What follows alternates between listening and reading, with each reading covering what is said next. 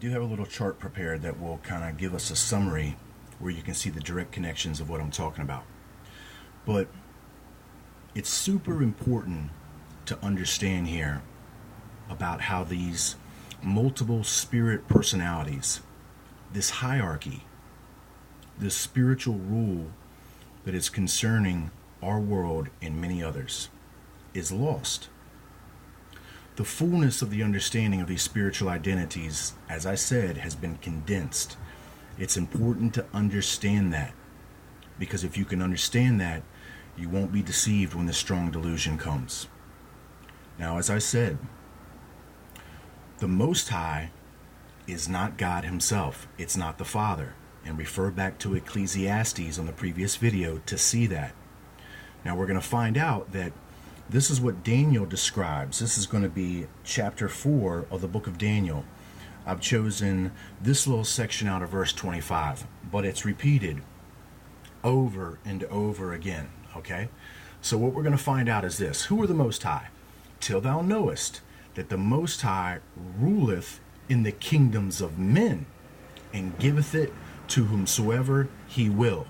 Now remember, we found out from Ecclesiastes that the Most Highs were plural, and that there were those that were even higher than they. Now it would make a lot of sense, because we find out that the Most Highs are ruling within the kingdoms of men.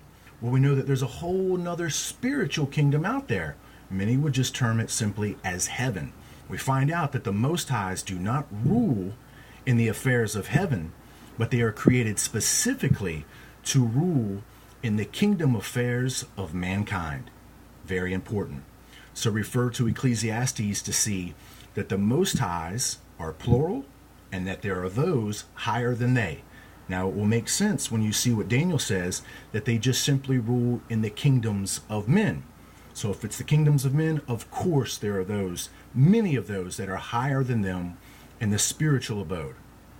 Very important. So now let us make the connection one more place in Psalms 91.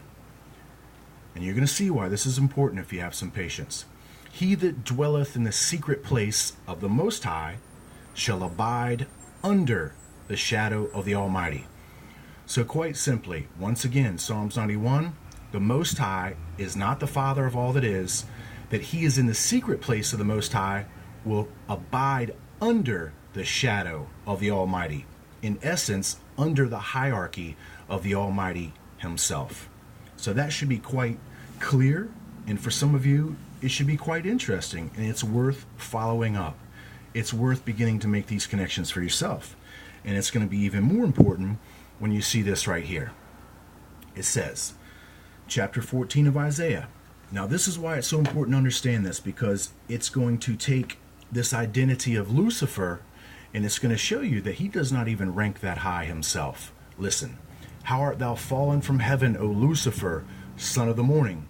How art thou cut down to the ground, which didst weaken the nations? For thou hast said in thine heart, I will ascend into heaven, I will exalt my throne above the stars of God, I will sit also upon the mount of the congregation in the sides of the north.